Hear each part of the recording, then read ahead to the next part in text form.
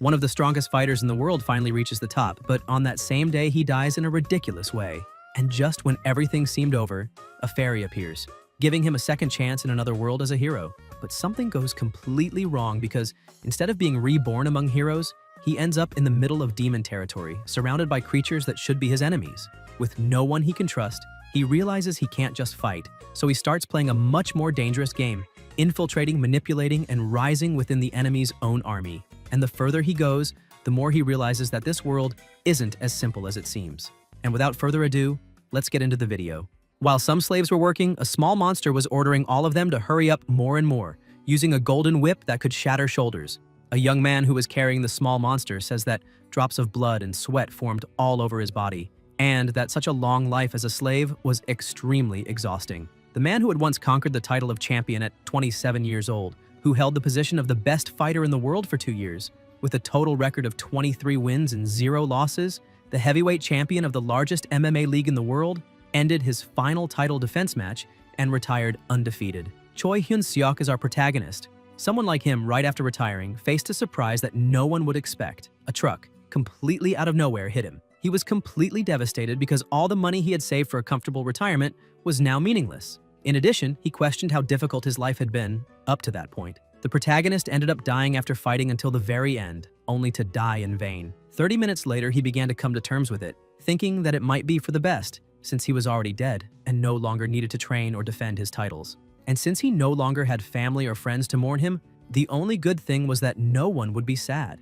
But as soon as he looked ahead, he noticed something strange. A person began to emerge from a portal. That angel apologized, saying she was a bit late, and called the protagonist an SSS-ranked hero, Mr. Choi Hyun-seok. She introduced herself, saying her name was Raquel. Furthermore, she was a talent hunter who scouts people whose life expectancy has ended on Earth. He became enchanted by her beauty and approached, asking if she could explain in more detail. Raquel said that was no problem and explained that he had 2 choices. The first was to accept death as it is and wait for his next reincarnation as a pitiful old bachelor. The second option was to be resurrected as a hero and save another world that was waiting for him. Seok became a bit confused, saying everything was too sudden and that he needed time to think, as the explanation also seemed insufficient. But the angel Raquel approached him, asking how he could want to think when such a once-in-a-lifetime opportunity had appeared. She added that if he simply listened to her, he would surely obtain wealth, honor, beautiful women, and special privileges. Heroes who become heroes now also receive a status window as a special privilege, allowing them to become strong like game characters. In addition, they offer all kinds of incredible services. However, the protagonist began to think about it, since becoming a hero basically meant fighting again, and he had just retired, and now they wanted him to go back to fighting. So he preferred to die in peace and reincarnate in the future. Raquel became a little irritated and told him to pay close attention, since it seemed he had not understood. So she would explain everything again. She began to give context, saying that if he became a hero in the other world, as soon as he started, the chief of a rural village would come running barefoot to offer him food.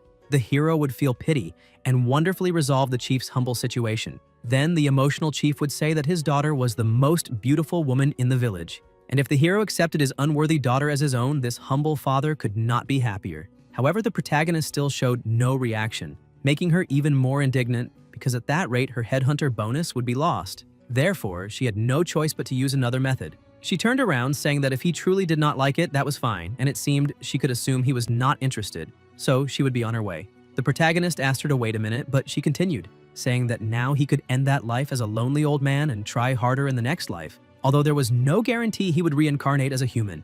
This made Seok startled. He grabbed her leg and ended up agreeing, saying he would do whatever she asked. But Raquel said she could not quite hear what he was trying to say. Frightened by the possibility of not returning as a human, he continued clinging to her leg while shouting that he accepted everything about that hero deal. With a smile on her face, she asked if they could start immediately. He became a bit confused since he had not received any explanation about the other world. She said they would start immediately anyway, since there was no reason to wait. A wonderful world was waiting for him. The protagonist tried to stop her, asking her to wait because she could not just send someone without any preparation, but it was useless. She continued what she was doing and told him to have a wonderful life of adventure. She thought he would leave anyway, so why was he agonizing so much? While carrying out her work, she received a call and said that for aspiring hero number 137,421, Choi Hyun-seok as requested. He had just been safely transported and the bonus should be sent immediately. Sometime later, lying on a bed, the protagonist began to wake up and noticed a vaguely familiar voice. wondering if that was the village chief Raquel had mentioned. He also thought that the development was very obvious at the beginning, but suddenly he received a very strong blow to his stomach, with someone saying they would crush him if he did not get up. The protagonist got up irritated, asking who the idiot was who wanted to die so early, but as soon as he looked at the person who hit him, he was surprised. An extremely terrifying warrior was asking why he was sleeping in the slave quarters, since he was nothing more than a slave. Seok became confused, wondering if he was the chief with the incomparably beautiful daughter, or perhaps a monster that needed to be defeated. Without understanding exactly what was going on, the protagonist introduced himself as a hero, but the warrior in front of him asked what hero he was talking about and stepped closer, saying that heroes these days seemed stupid. Seok thought something was wrong, but he refused to believe that that beautiful angel would do this to him. So perhaps the man in front of him was his tutorial mission. He began to panic, wondering if things would really be like this, but tried to calm himself as he needed to figure out exactly what was happening. So that was the only action he could take at the moment. The warrior asked what he was doing, and Seok simply attacked him, telling him to go straight to the other side of life. But the warrior took the attack, which basically caused no damage, and asked if the protagonist had not clearly said he was a hero, but he was already getting tired of so much nonsense and questioned where so many lunatics were coming from. The warrior began to squeeze the protagonist's leg, who felt intense pain in his ankle. The warrior prepared to attack him, saying he would return to normal after a good night's sleep. With that single attack, the protagonist completely fainted and was taken to the dungeon. As soon as he woke up, he began banging on the door while shouting for them to open it, because he wanted to fight the cow-headed guy again. Suddenly, the door opened and the small monster asked who was crying like a baby. He told the protagonist that if he kept shouting like that, he would be boiled whole and turned into pork. Frightened, Seok said he would stay quiet, but the guard told him to stay alert because he was being watched. He realized that the wonderful adventure in another world was nothing like what Raquel had described, which made him question where everything had gone wrong. If things continued like that, he would die twice a virgin, much less marry the chief's daughter. Suddenly, he heard a voice asking if he was the newcomer. Seok was startled and asked who was speaking. The man said he was the senior hero of that place and explained that it was the fortress of the Demon King's army where human slaves were used. The protagonist, still trying to understand the situation, asked his senior what was going on and why they had been placed in such a place from the beginning. The senior asked if he really wanted to know the answer. Suddenly, he began shouting, asking the other heroes who had been sent if they were still alive, saying that a true hero had come to save everyone. Suddenly, many people began shouting for help, saying they were heroes as well. The protagonist became even more confused, wondering what was going on and why everyone was a hero. The man told the protagonist that it was exactly what he had just seen, emphasizing that more than 100 heroes had been thrown to the Demon King's army fortress. In addition, the red-haired, cow-headed guy the protagonist had seen earlier was called Raidrun and was the commander of that place, and the smaller monster was known as Zack, famous for being cruel. Moreover, the protagonist had already caught his attention, so there was no longer any need to be so cautious. The man continued explaining and said that they were in that situation because of a wicked demon named Raquel. That's right, if that damned demon had not sent them to the wrong place, none of this would be happening. The protagonist asked what he meant by being sent to the wrong place, and if that meant they were not supposed to start there. The older hero said that was correct, since heroes captured from other places had told him. According to those stories, there was a separate starting zone for heroes, and most of them began in bustling cities or rural villages. Normally, heroes did not have much power and lived normal lives. However, they did not start their hero lives in the middle of the Demon King's army. After some explanations, the protagonist began to understand that the reason he ended up there was because of that damned Raquel. In the third corps of the Demon King's army, in the second slave unit, several people were working while the protagonist shouted that they were the great Demon King's army and therefore needed to defeat humans and devour them. Zack announced that the work for that day was finished and ordered everyone to return immediately to their cells. The protagonist, who was holding a log, swore to himself that one day he would exterminate all the goblins in that place. Shortly after, he was imprisoned back in his cell and threw himself on the ground completely exhausted. He remarked that the prison was even a bit more comfortable, however. He remembered that sly angel had mentioned something about hero privileges, and due to everything he had suffered, he had forgotten about it. If he said hero, he would receive a status window and bonuses. Normally, in situations like that, the correct phrase to say was status window appear. Indeed, a window appeared in front of him showing his ranking, strength, agility, stamina, and magic, in addition to possessing the combat instinct skill. Looking at the system screen, he began to question whether those numbers were really his stats, since he did not know what combat instinct or even stamina was. The older hero was surprised to see that his endurance was already 31. The protagonist confirmed and said that his strength was probably 28. The older hero said he had heard that he was a champion, and now he could see it was true. which showed he was indeed different, since having stats above 30 at level 1 was surprising. However, this conversation did not excite the protagonist at all. He said that even with all those stats the older hero was talking about, he was still nothing more than a slave. However, the older hero said he was mistaken, and emphasized that the protagonist could definitely escape that place and become a real hero. Seok covered his ears, saying that guy was doing it again, but the older hero continued, saying that normally people only begin to develop their combat instinct skills, but in the protagonist's case, that was unusual. Seok remained unmotivated and simply said goodnight to his companion, thinking that even if everything he said was true, at that rate, he would remain level 1. So how could he escape? As soon as the older hero fell asleep, the protagonist got up, saying he was finally alone, and looked again at his system screen since he wanted to make sure of what he had seen and check it a second time. While observing it, he thought that there were 2 points that seemed promising: magic, which allowed the exertion of superhuman strength, and hero points of unknown origin. Even false heroes did not know about these hero points. When he had asked the other heroes, none of them had ever obtained those points. Suddenly, a bright light began to emerge from the screen, frightening the protagonist.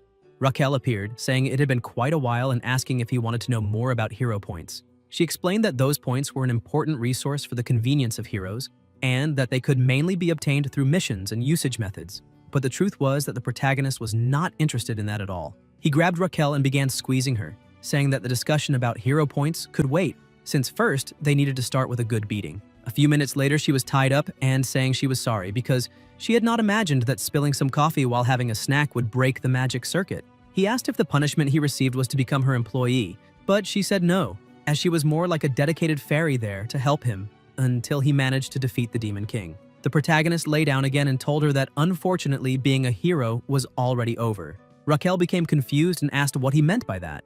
Seok explained that he had no intention whatsoever of defeating the Demon King, asking if he could not simply live a normal life there. She explained that many people could become heroes, however, he had SSS level potential. But the protagonist said that was not a good enough reason for him to start moving forward since he had never had that kind of sense of duty. She tried to argue back, but the protagonist interrupted, saying he did not want to live fighting like before and wished her goodnight. Raquel became a bit confused, wondering if that boy had always been like that because as far as she remembered, he was an idiot who loved fighting and women, but now she did not know what to do. Not long ago, Raquel had been completely irritated, asking her superior if she really wanted her to become the protagonist's dedicated fairy, because even if she had made a mistake, being a dedicated fairy was too much for someone of her seniority.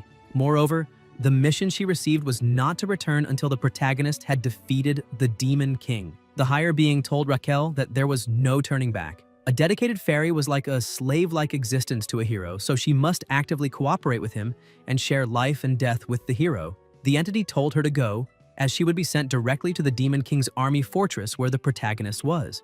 She was surprised upon hearing that, but the entity told her not to return until she had fulfilled her duties. She tried to refuse but was simply sent to him. Back in the present, Seok asked if, as a dedicated fairy, she must absolutely obey the hero's words, because if that was true, she should help with the escape plan. Suddenly, he heard someone knocking on the door and quickly grabbed Raquel. Zack opened the cell door and told the protagonist to get up. She said he did not need to do that because she could use invisibility magic. Seok found that a bit suspicious because the roll call had already ended, so why was that short goblin there calling him? Zack explained that Commander Raidrun was calling for the protagonist. A few minutes later, inside the commander's office, Raidrun said he had recently heard that the protagonist had been working very hard. Zack had said all that because he had chosen an excellent mount. Seok was surprised to see that the stinky goblin had given him praise. The commander continued, saying that at first he thought the protagonist was crazy, but it was good to see that he had worked hard, and because of that, he would like to know if Seok was interested in becoming a slave master. The protagonist did not expect that, but the commander continued explaining that nowadays work efficiency had been decreasing a lot. Raquel became alarmed, asking if the protagonist was really thinking about accepting that. Irritated by the situation, she shouted, asking where in the world there was a hero who did heavy labor for the Demon King's army. Both Zack and Raidrun heard this and asked what he had just said. To avoid a confrontation, the protagonist bowed and thanked them, accepting the job offer, and emphasized that he would do his best to make all humans kneel. Raidrun explained that, contrary to his first impression, he had begun to like the protagonist, and if he continued doing such excellent work, he himself, as commander, would formally request for him to join the Demon King's army. With everything explained, the commander told him to come in, but the protagonist could only cry because his escape route had ended. Sometime later, while all the other humans were working, the protagonist mocked them all, saying that even his grandmother moved faster than that and asking if they would be able to meet the quota for the day. Because of this, the system began giving him some rewards, saying he was ascending through countless people. He thought that was an excellent deal and began shouting in celebration. The people around him began to think he had gone completely insane. His dedicated fairy, still worried about the situation, asked if he had just gone crazy, because if he continued acting like that, something big would happen soon. Seok explained that all of that was part of the process of a true hero, and that a mere sparrow like her could not understand the intentions of a phoenix. Suddenly, one of the workers fell to the ground, and once again the protagonist mocked him, asking if he had skipped lunch, because that would be the only explanation for him to be crawling like a worm. The system notified that Raidrun's affinity had increased and that he was close to reaching the objective. He took advantage of the situation and thanked the commander, but Raquel began shouting even louder, saying that he had said he wanted an adventure and to escape from there, asking if he really thought that was any kind of adventure or escape. Seok explained that he was just doing what the system told him to do, because the hero system was the hero's duty. Raquel remained confused and asked where there was a mission in which he had to gain the favor of a cow-headed guy from the Demon King's army. Seok insisted he was telling the truth, and if she did not believe him, she could read it. He opened the system panel again and began reading. The system said, "You who fell into the Demon King's army fortress from the beginning due to some idiot's mistake." Raquel refused to believe it because the way the system was speaking was also strange, since it was supposed to use only formal language. Seok asked what she would do if it were true, since he was an SSS-ranked hero, so the system could also be different, but she still refused to believe it. The previous night, the dedicated fairy had asked again if he had gone crazy and questioned whether he would not freeze like that. Nearly losing his patience, the protagonist grabbed her again and began squeezing her, saying he was not crazy and his mind was not breaking either. He did not feel cold because of practical training. In the middle of this, the system appeared with heroic text, saying that from the beginning, due to some idiot's mistake, he had fallen into the Demon King's army fortress. It could be as depressing as not having toilet paper in the bathroom, but he did not need to despair. Fortunately, an opportunity had arrived. He needed to gain the favor of Raidrun, an executive of the Demon King's army, to become a true hero. He needed to use his enemies. If he succeeded, the reward was 100 hero points. When he read all that, he was surprised, but decided to follow the mission. Back in the present, he was acting like a true tyrant, ordering the slaves of the Third Corps of the Demon King's army to start singing. The dedicated fairy remained shocked, asking if that was really the mission the system had given him, since only higher authorities could alter mission content, so why would they do that just for Seok? Suddenly, Zack approached the protagonist and called him, telling him to follow as it was a summons from Commander Raidrun. Back in the commander's office, Raidrun was pleased, as he had heard that the efficiency of the slaves' work had greatly improved. The protagonist continued doing everything he could to gain the commander's trust and said it was not his merit because he was just a foolish human, and all that progress was thanks to the commander's wise leadership. Raquel felt embarrassed, asking if he really thought such crude flattery would work, but Raidrun crossed his hands and the system notified that favorability had reached the goal and the heroic text was completed. Because of that, his hero points were also obtained, and it was the first acquisition of the month. Both were surprised to see that such flattery had actually worked. In any case, the protagonist thought it was best to leave it as it was, since gaining favor was already complete, and now it was time to move on to the next step of the plan. He changed the subject with exemplary politeness, and told the commander that if it was alright, he would like to train the slaves. Raidrun asked why he wanted to do that.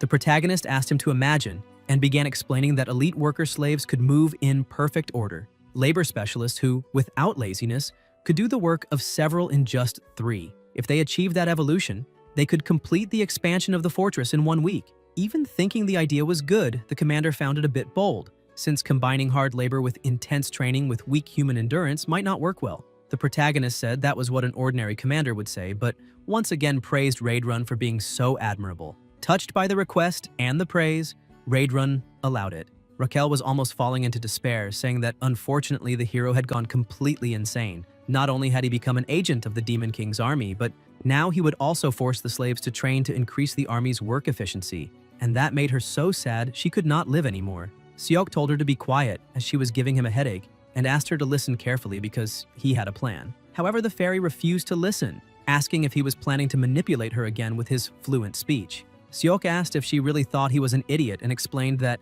he was planning to start a rebellion using the slaves. Raquel stood up and asked what a rebellion was. The protagonist explained that there were 3,000 human slaves in the fortress, while there were about 500 soldiers from the Demon King's army. In addition, not far from the fortress, he heard that there is an allied human forces command post nearby. That is exactly why the Demon King's army is trying to speed up the expansion of its fortress. And when the rebellion happens, they will take advantage of the chaos and request support from the allied forces. Raquel is so impressed that she asks whether he was not just an ignorant man who only knew muscles and fighting, because after that explanation, she was moved. In addition, the protagonist says that now all that remains are the hero points he received from the mission. The fairy is impressed, asking if he really received them, and if that mission was not fake. Seok points out that he had already said the mission was real, and that after receiving the reward, a hero shop also appeared. Now he is curious to know what is inside it, begging for it to be something good. As soon as the protagonist realizes what is in there, he is happy, thinking that he finally has a hero skill. However, he becomes a little discouraged as soon as he starts receiving the rewards, because he got the skill to hold his breath longer and also gained endurance, allowing him to withstand things better. Completely irritated because of that, he says that the rest of the things in the shop are about cooking, cleaning, and washing clothes, and questions whether that is really a skill a hero would need. Raquel starts laughing, saying that this is probably because the shop is still at level 1, and if he manages to accumulate even more points and raise the shop's level, then he will probably get something a little more useful. But the protagonist was so irritated that he tries to hit her, telling her to shut up, because she is nothing more than a scammer fairy. The next day, the slaves were gathered, and the protagonist asked for everyone's attention. All the people present line up, saluting the Demon King. Seok says that they need to begin with the hymn of the Third Legion and asks them to start singing. The army begins to sing, saying that they are the great army of the Demon King, that they must defeat humans and devour them, and that they must also forget all the pain of being captured. And what in the heavens could be higher than that? For their devotion to the Demon King is absolute. The commander, who was watching all of this, says that it really was good to allow the training. Sometime later, Zack enters the commander's room saying that he has urgent news. He reports that the human army is advancing in that direction. In addition, he heard that the 8th Division, which was confronting the humans, fell into a trap and was completely defeated. The commander thinks that the 8th Division is the largest unit in that area, and if it was truly defeated, it is only a matter of time until the human army reaches them. And now they will have to abandon that fortress, whose expansion is almost finished, which is a shame. Zack, still frightened by the news, tells the commander that there is no time and that he must evacuate immediately. But Raidrun asks him to wait a little, and while looking out the window, points out that since ancient times, war has been a matter of logistics and supplies. The first principle of war is to never lose a competent foreman. The commander orders Zack to go first and says that he needs to take Seok and that he will follow right after. Outside, the protagonist was trying to stall, asking everyone if they could not run in sync. But the truth is that because of the vigilance of the cow-headed guy, that day's combat training was ruined. In addition, his stats had gone up a little, but were still far from enough to allow him to win. He questions whether there is not some kind of satisfying growth event. Raidrun drops beside him, and the protagonist is startled. Raidrun looks directly into Seok's eyes and says there is no time, they need to leave together. Confused, the protagonist asks where they are going. Meanwhile, the human army was advancing under the leadership of its commander and easily defeating the goblins. The human commander spots that tall figure and says that he is the Red Nightmare called Raidrun. The human commander tells the regular soldiers to retreat because the knights will deal with the Red Nightmare. Seok looks at that situation and questions why the human army is there, but decides to let that go because maybe this is his chance to betray the Demon King's army and return to human society, which means that this is the perfect opportunity for his plan. One of the knights charges at the Red Nightmare, saying that now he will be eliminated. However, he is defeated in a matter of seconds. Raidrun activates his fighting technique and, with just one blow, destroys all the ground around him, preventing the human army's movement. The commander looks at the protagonist and calls him by name, asking if he is all right. Seok realizes that the commander's strength is something terrifying and salutes, saying that he will leave immediately. However, all the Red Nightmare did was open a gap so they could escape. In a short time, the entire fortress that was being built was taken by the human army. The human soldiers begin separating the prisoners, and one of the soldiers approaches the older hero, asking if all of them are heroes. The veteran says yes. The soldier tells them to go to the other side and explains that in Droshan, they separate heroes from ordinary prisoners. The veteran gives thanks because at last they are being treated like heroes. Suddenly, another person arrives and welcomes the heroes, introducing himself as Olivin Grimir, Duke of the Drossen Empire and commander of the Allied forces. Another soldier reports to the commander, saying that the transfer of the prisoners has been completed. Grimir smiles and says that they did good work. The soldier points out that all those who call themselves heroes were also gathered. The Duke says that now it is time to begin. He orders all the soldiers to take their positions. The soldiers draw their swords and point them at the heroes, saying that before their eyes, the destruction of the heroes will begin. In a place a little farther away, in the middle of the forest, the protagonist was almost falling into despair, saying goodbye to the other world, goodbye to his adventure, and even to his second life. He thinks that he needs to take down anyone who comes so that he will have no pursuers.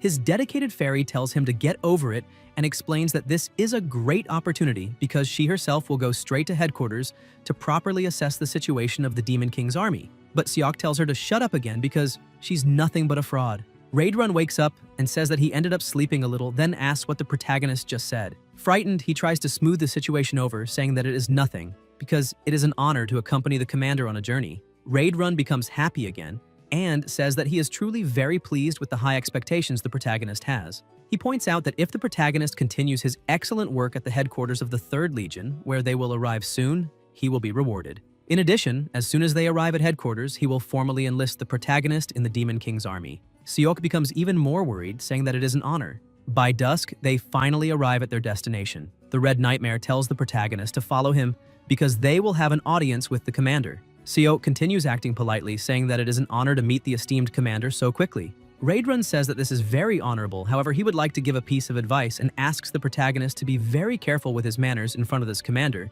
unless he wants to lose his life. Seok becomes worried, however he had always heard a saying that even in a tiger's den you'll survive if you stay sharp. They finally reach the commander's office and Raidrun introduces himself. The commander tells them to come in, but the protagonist realizes that the voice is a woman's and questions whether the commander is really a lady. As soon as they enter, the commander is sitting in her chair and asks who that is, because Raidrun became even stronger since the last time they saw each other. Seok becomes embarrassed, wondering what he should do at that moment, and decides to just give thanks for the kind words. Raidrun apologizes for not having been able to protect the fortress. Hemis tells him to stay calm because that was clearly the fault of the commander of the 8th Division. Irritated, she says that she should have skinned that useless fool long ago and turned him into a bag of bones. Just by the pressure of her anger being released, the protagonist begins to feel that the air has become heavier, affecting even his breathing. He realizes that that pressure is on a completely different level from anyone he has ever met. Hemis says it is better to leave that conversation aside and asks who that human with Raidrun is. The Red Nightmare introduces the protagonist, saying that he is the talent he had reported earlier, and that this time he is there to formally enlist in the Demon King's army. She approaches him, saying that Seok is very cute, and that a talent personally chosen by the Red Nightmare means she can expect great things. The protagonist, without knowing exactly what to do, simply agrees, saying that he can do anything. Hemis continues analyzing the protagonist's situation, and says that with the body he currently has, even if he joins the Demon King's army, he will be devoured soon. Raidrun agrees with her, saying that this is inevitable. However, he points out that it is not as if a human has never joined the Demon King's army, so if he is given permission, he himself will train the protagonist. Hemis says that Raidrun should not waste time on a mere human. Suddenly, her head opens up, and a huge mouth appears, leaving the protagonist completely terrified. She pulls an animal out of her own body, saying that from then on, the protagonist will be assigned as the caretaker of her pet. She says that the animal's name is Bobo and asks whether he is not incredibly cute. But the protagonist thinks that that cannot be a dog, much less a pet. It looks more like a demon born in hell. Raidrun points out that even though it is only a puppy, he can feel its strong power, which shows that it is an animal of a noble race. She agrees and asks whether the Red Nightmare also agrees with that, but notices that Seok had a strange reaction and asks if he does not like the animal. The protagonist salutes, saying that he is an aspiring recruit to the Demon King's army, and that it is an honor for him, a mere human, to serve Bobo. She becomes a little calmer, saying that this is exactly how he should react. As soon as she releases Bobo, he goes straight for the protagonist and bites his head. She explains that her pet is in a growth spurt, so he should be careful not to let him go hungry because he becomes sensitive. In addition, it is bothersome to replace the caretaker after he has been eaten. Seok says that he understands the explanation and will keep it in mind. Sometime later in Bobo's house, Raquel could not believe that while all of this was happening, a new hero mission had appeared right in the middle of the Demon King's army. He asks her to speak more quietly because if she keeps shouting, she will end up waking Bobo. The system says that now he has become Bobo's caretaker, but he is probably wondering why he needs to do something like that, and even if it seems grim, he needs to endure it because they say it is better to put up with it, even when it comes to dogs. In addition, he needs to gain Bobo's favor in order to survive and escape someday. The protagonist thinks that this time, a mission with an impressive reward appeared, and the content is still strange. The system not only offered him the cow-headed guy, but now he has to gain the favor of the Legion commander's pet dog. While he was thinking about that, someone knocks on the door and another goblin appears. Frightened, the protagonist shows submission, saying that it is a pleasure to meet him and introduces himself. However, what really draws attention is that a goblin is being treated as a caretaker, which shows that he is seen as an even more valuable delicacy. He asks where the other caretakers are, but the goblin says there are no others, and that all of them were eliminated. Therefore, from that day onward, the two of them will take turns preparing Bobo's meals. The protagonist asks if that is all, and the goblin says yes, and that if he understands, he can go to the kitchen immediately. But suddenly Bobo appears behind the goblin and licks him. The little green dwarf runs in fear since he did not know Bobo was awake and says that the protagonist is a special human meal and very fresh. Seok asks what that idiot dwarf is thinking, but the goblin only tells him to keep quiet because, in any case, one of them is going to lose their life there. Seok says that if that is the case, then let the other one's mother cry in his place and throws the goblin. Bobo is delighted by that and devours the goblin in seconds. The dedicated fairy was running, trying to escape from Bobo, and screams that no matter what happens, this has already gone too far. While she was begging for help, the protagonist was carefully looking at the system. He finds an option written as extra large bone in the hero points section. He thinks that might be exactly what he needs. He buys it from the system, calls Bobo, and asks whether he wants to eat that. As soon as he gets the dog's attention, he throws the bone upward, telling him to catch it. Bobo jumps and manages to catch the bone in midair. Raquel, exhausted, says that he managed to find a very good item, but he could have done it a little faster. The protagonist says that this is all thanks to his genius, which does not overlook even the smallest things, and at this rate, that mission will also be completed without problems. But while he was talking, Bobo almost tears a piece off him, and the dedicated fairy asks whether he really will not have trouble completing the mission, because apparently the bone was not enough. Frightened, Seok says that apparently he needs to find some fresh meat, but the fairy tells him not to do anything stupid. Under pressure, facing the fierce gaze of his pet, he starts thinking of something so he will not be devoured, and the magic word that can calm an angry dog is walkies.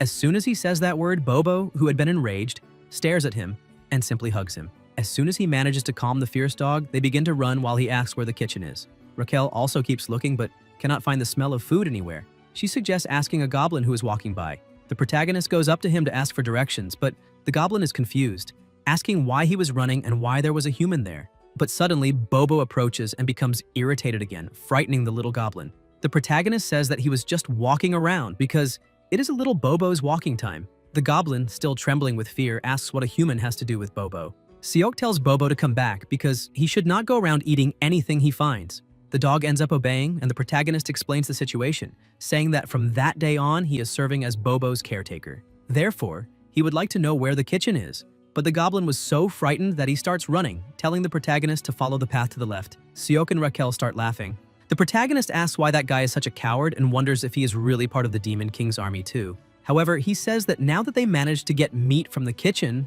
maybe this is the end. She agrees, saying that the plan worked very well. The fairy says that in fact the situation is very funny, but asks whether he is planning to spend the rest of his life cleaning up after a dog. The protagonist asks what kind of talk that is, because his destiny is to meet and marry a lady with golden hair. But as soon as he looks down, he realizes that Bobo is no longer there. Desperately, they start running all over the place trying to find where the dog went. The protagonist remains desperate, thinking that that dog causes trouble the moment he takes his eyes off him. The fairy spots him and asks the protagonist to look. Seok tries to calm the dog, asking him to sit because he had been worried about his disappearance. But Bobo comes back with some blood in his mouth. Suddenly, a huge commotion begins inside, saying that Commander Regis was eliminated and that a search to find the one responsible has begun. The fairy approaches and says that the one responsible was probably Bobo. They begin to run from the goblins, and the fairy asks the hero whether they're going to die like that, but he tells her to be quiet if she is going to say things that bring bad luck. While running, he ends up entering a dead end, and other goblins appear, saying that the human who eliminated the commander is there.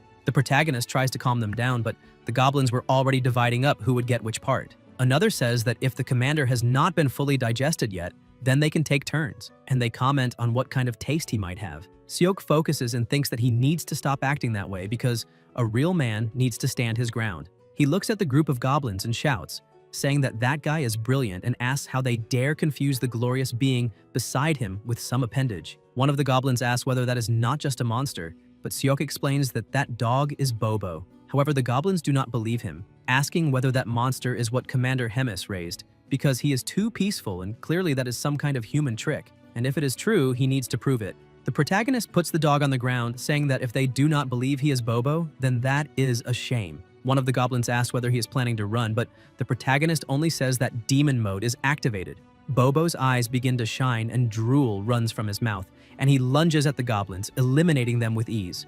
As soon as the goblin leader is eliminated, the protagonist asks whether there is still any demon who doubts Bobo's existence. All of them bow, asking forgiveness for not recognizing Bobo. The system says that he demonstrated overwhelming charisma and congratulates him, increasing his skill. He is surprised to see that this also counts as an achievement. While he was boasting in front of the goblins, the commander approaches from behind because she was confused by so much noise there, but apparently the new recruit is causing a great commotion. Sometime later, inside her office, the commander asks if he managed to survive by using her and her pet as an excuse. Seok lowers his head and says that he made a very serious mistake, but Hemis asks why he is so sad, because what he just said was a compliment. She touches his face, saying that she thinks he's very human, and unlike those simpletons, he is very intelligent, and that is good. And above all, she emphasizes that the protagonist is not an ordinary human because he has a lot of courage. She points out that the demonic army tries to solve everything with brute force, and because of that, she has far more than just headaches. The protagonist asks what she's talking about, but the commander points out that he will soon find out, then changes the subject by asking whether he wants to become an executive. Seok cannot understand how he received a proposal to become an executive with his current abilities. She points out that indeed, that is basically impossible right now. However, she cannot let him continue using her name and Bobo's name. The demonic army has a way of removing opponents from their position, so she will officially protect him for 1 month, and after that, he will have a decisive battle with someone she chooses and must win. That way, every time he wins, she will extend his protection within the 3rd Legion for 1 month. She says that he must climb the hierarchy little by little like that, and when he becomes a battalion commander or something of that kind, he will become a little more useful. In a trembling voice, he asks what happens if he loses the battle. She says that in that case, he will not be allowed a peaceful death, because he will have to be eliminated during the duel. Sometime later, while walking, he explains that he accepted because it seemed that the commander would eliminate him if he refused. In addition, he cannot believe that she was able to choose an opponent for the duel at that moment. It is easier said than done. Raquel sighs, saying that apparently she will be separated from the hero after 1 month. Seok looks at her and asks whether it is already confirmed that they will be separated, because she had said that his potential was SSS class. The fairy asks whether he does not know what potential means, and points out the definition of potential is possibility, not fixed power. The protagonist gets a little nervous, saying that she's supposed to be his dedicated fairy, yet she is not even rooting for him. The protagonist looks at the door and notices that there is something strange and thinks that there is no way that can be considered a kitchen. He opens the door cautiously, asking if anyone is inside. A person who was there smells him and says that apparently the protagonist is the human the commander had mentioned. He introduces himself as the head chef called Hulken and asks what the protagonist is looking for there. Seok explains that he is looking for a snack for Bobo, preferably fresh meat. The chef asks whether Bobo's trainer changed again, but decides to refuse the request. The chef questions why he should help a human, because the commander's order was not to touch Seok. The protagonist insists and asks whether he really cannot make an exception. Hulken looks to the side and says that if he really wants some meat, then he will have to hunt it himself, just like the goblins. The protagonist is surprised to see that, questioning whether they really are cooks,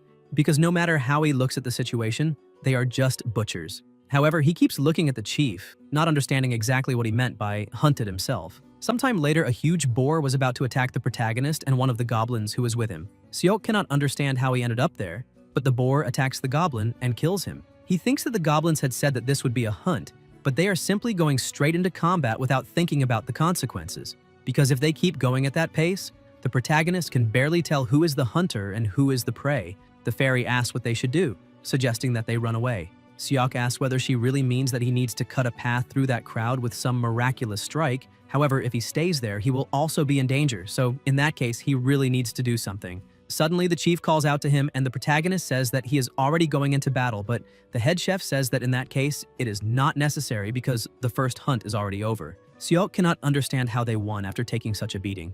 One of the goblins goes to the head chef to report the situation and says there have been 12 deaths and many wounded. Seok thinks that is a huge loss for such a small goblin army, but Hulken thinks that is excellent and says that after a brief regrouping, they will find their next prey. The protagonist calls his devoted fairy and says he has thought about it a little and decided to give up on escaping. She is surprised and asks if he is really thinking about hunting demon beasts in that gap. He says no and questions why he would do something like that.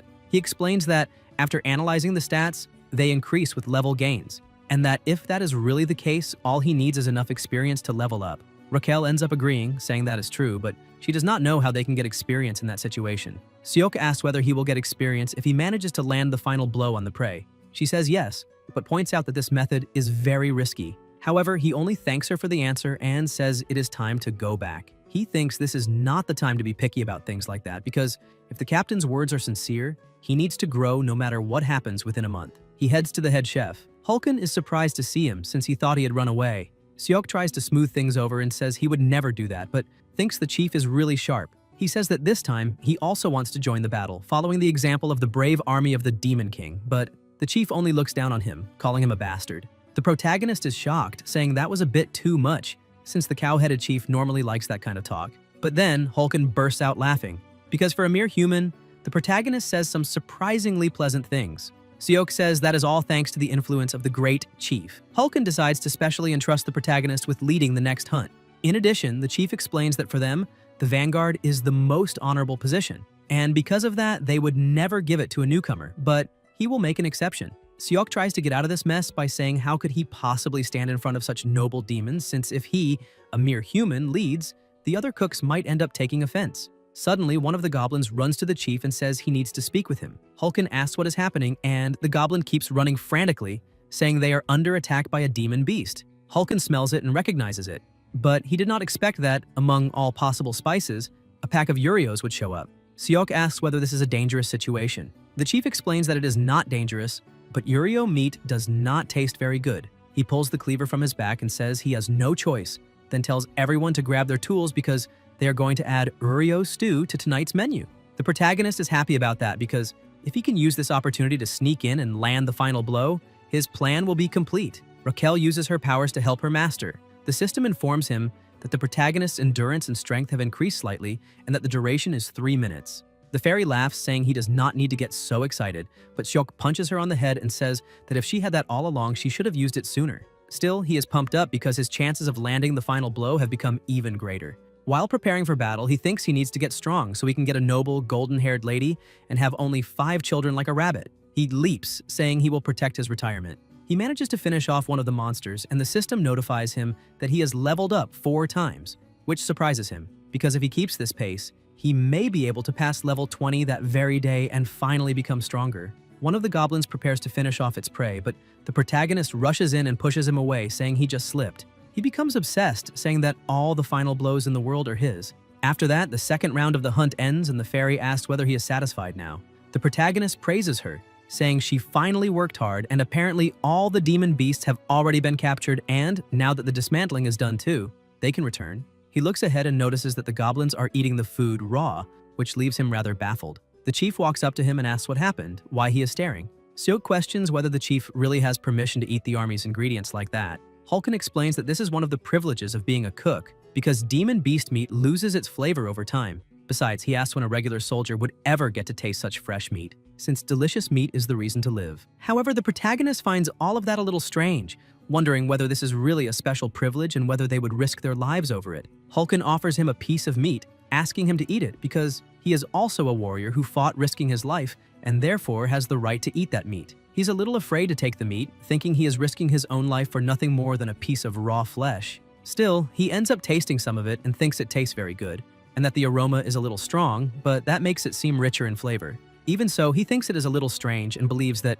if it were not for Korea, this taste would be criticized by many people, and the dish would be rejected instantly. Because of that, he keeps wondering whether it is worth risking his life for that fragile piece of raw meat. Suddenly, he wonders if it would be possible to prepare food even more delicious than that, and his devoted fairy asks what he is thinking about. Seok thinks that if he can make delicious food, he might gain everyone's favor and manipulate them however he wants. So he decides he needs to become a great chef. Raquel keeps trying to talk to him, but the protagonist ignores her and opens the hero shop. At the moment, he has 70 hero points left after buying the toy bone for Bobo. He decides to invest all of his points into one skill and one item. When he chooses what he wants, his hand begins to glow and the fairy gets scared, asking what he bought. Now that he has what he needs, he can show all the demons what he is capable of. The skill he chose was rank F cooking. With it, he becomes better at cooking, but it costs 50 hero points. MSG is added as a special ingredient and costs 20 points.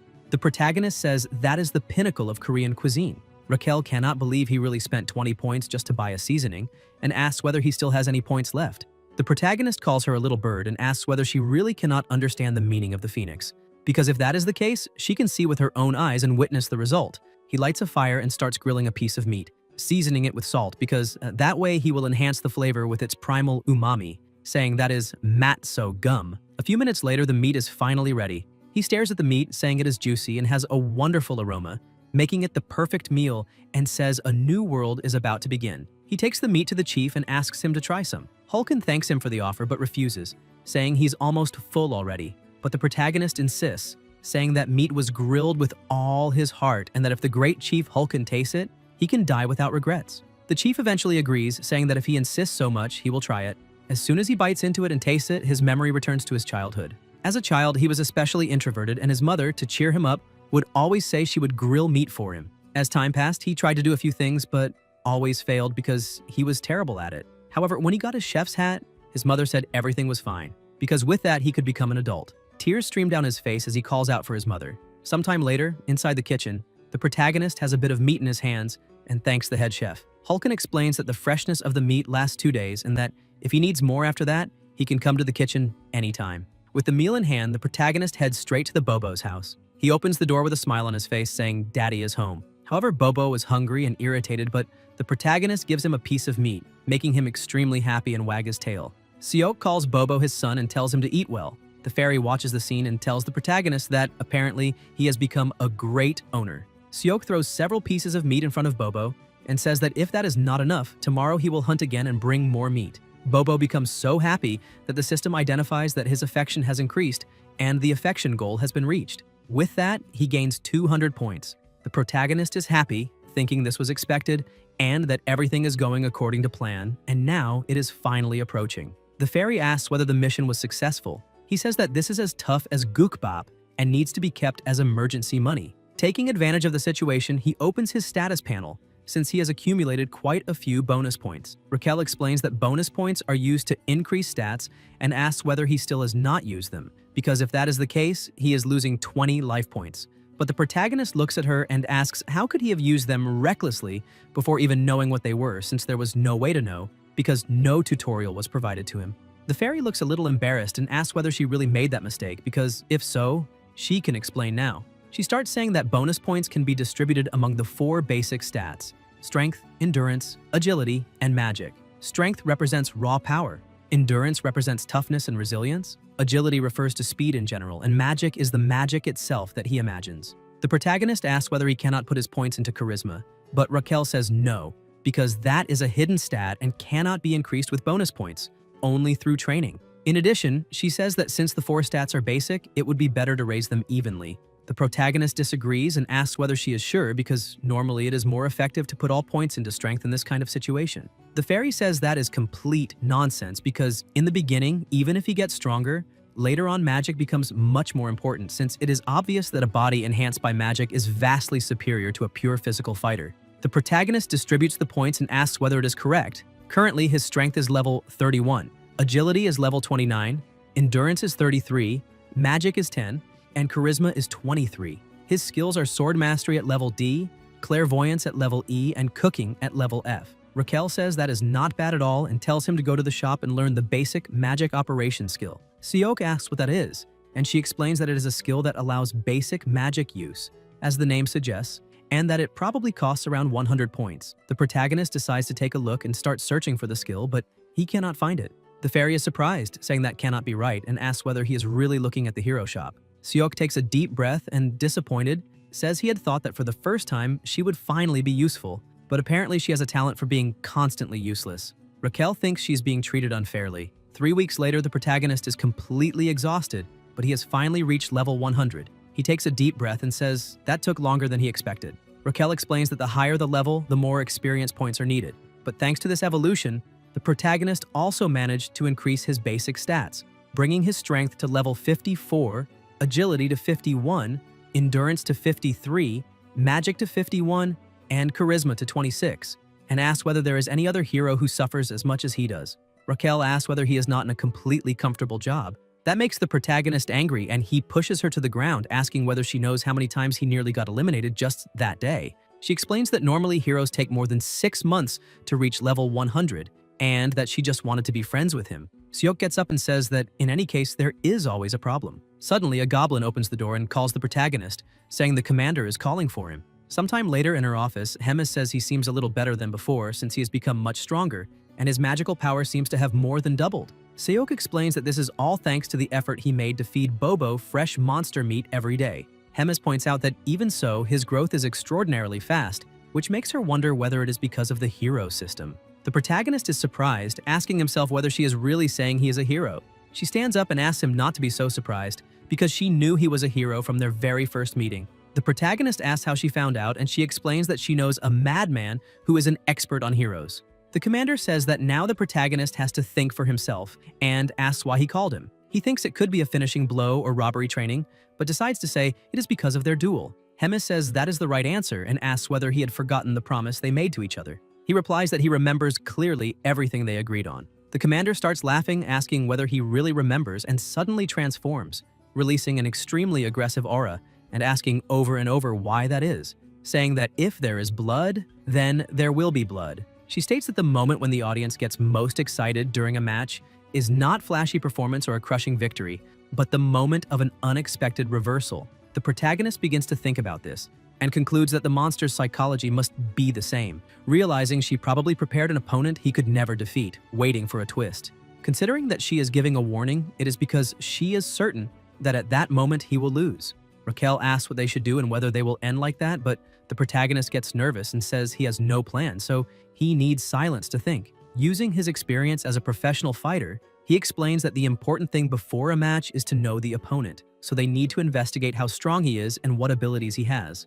The fairy says they only know the opponent's name and that the final decision will come soon, so she asks how they will find out that information. Seok explains that there is an item he wanted to buy in the hero shop called a combat power measuring device. This device measures power by combining the target's strength, endurance, agility, and magic, and can determine their approximate power, and it costs 50 points. The fairy is impressed by the device. Seok explains that with it, he can confirm the opponent's combat power, and knowing that information, he can train with someone of similar level, turning the simulated battle into the perfect training session. Raquel takes a deep breath and says that, in any case, the protagonist's calculating mind really is world-class, but he replies that it is still better than someone who cannot even use their head. To test the device, the protagonist decides to measure his own team's stats and sees that his devoted fairy has a total score of 375. Raquel says she does not know whether that is high or low and asks whether the protagonist wants to try. He hands the goggles to her and asks her to test it. However, she says nothing,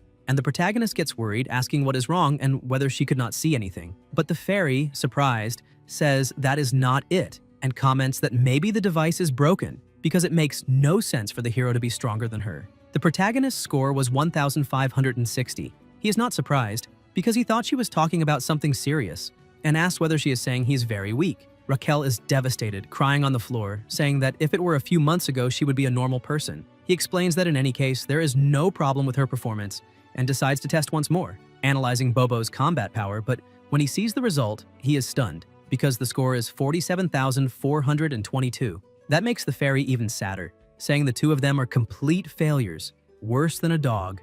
To make sure what is strong and weak, the protagonist goes out to check the level of other people. He thinks the weakest is the little goblin, since the rest have levels similar to his.